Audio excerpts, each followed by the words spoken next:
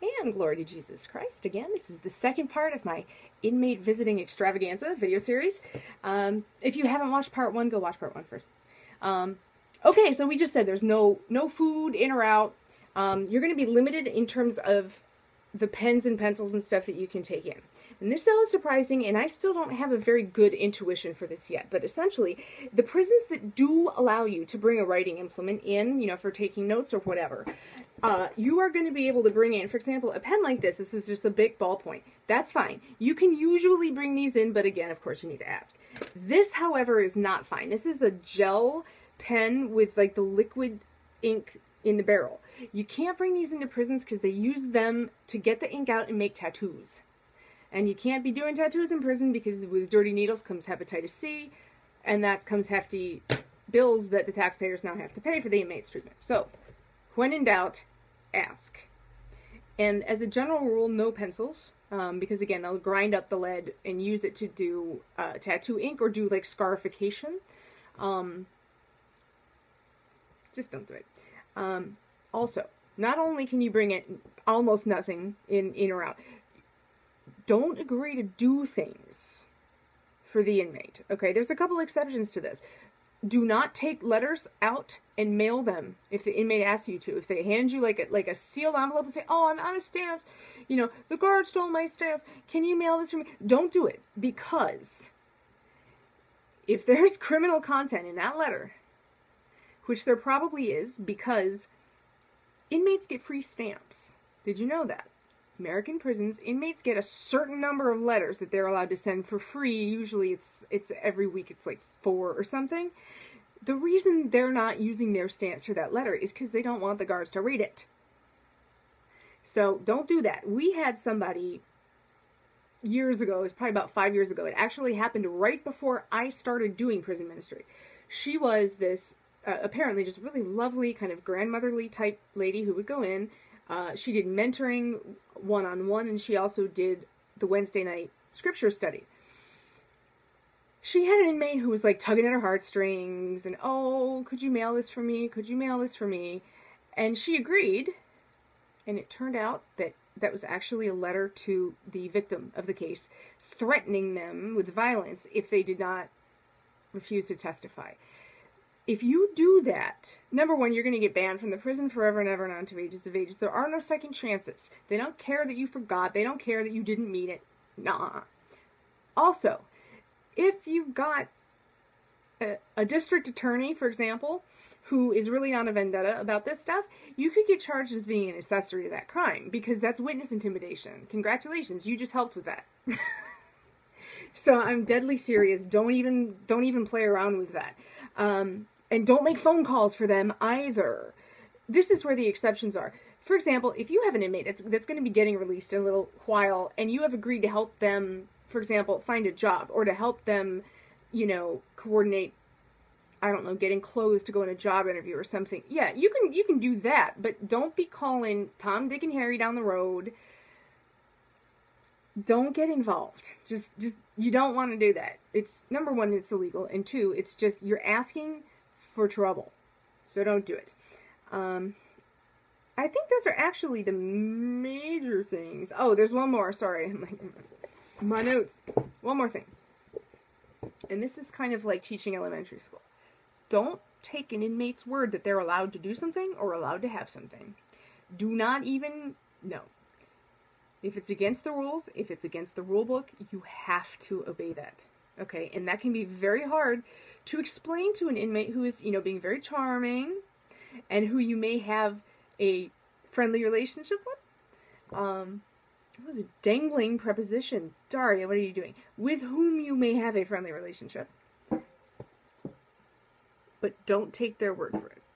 Okay? Because if a guard catches you doing something wrong or giving something they're not supposed to have, what are you going to say to the guard? "Oh, the inmate told me it was okay." Pfft, no, don't be an idiot. Come on. Know the rules. Read the rules. Print the rules out. Tattoo them on your eyeballs. And when in doubt, just say, "No, I have to check." And if the inmate gets mad at you, that's because they know they're not supposed to be doing whatever it is they're doing. So, it'll be okay. Don't bend the rules. So, the only other thing I would encourage you to do, is don't be scared. Don't be scared. People don't want to go into prison because they think it's a dangerous environment. Driving to the prison is actually more dangerous for you than it is in there, because you're not a prisoner. You are not incarcerated there.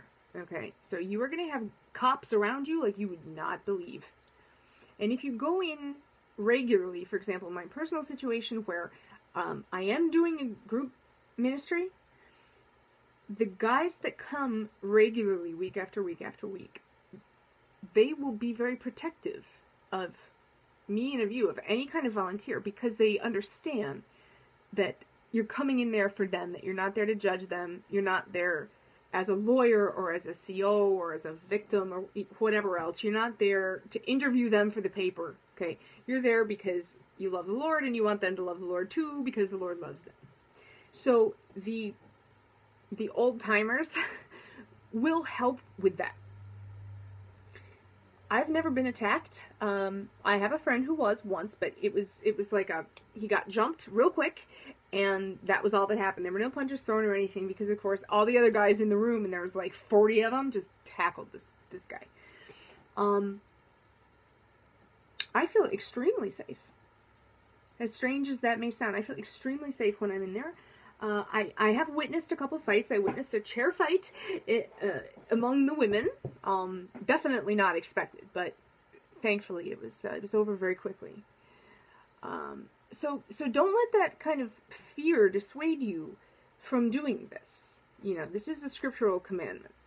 Visit those who be in prison. So, if you have the time and you have the conviction that this is one way that you're supposed to be furthering the gospel message, I think you're going to find it's tremendously rewarding.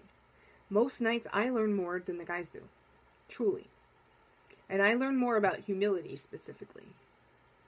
Because it takes balls for them to even, to stand up in the middle of church and say, like ask a question or something. It really takes a lot of guts for them to do that. And there are some of these guys that are in there and they have stories that, just their history that is just totally, it's shattering, and they'll tell you, and they're not, at least in my case, they're not trying to justify their crimes. They're not trying to say, well, it's okay if I sin because I had this happen to me as a child. But it doesn't make it it doesn't make it less heartbreaking. The one gentleman that I'm thinking of specifically here, he's probably 55 now, maybe 60.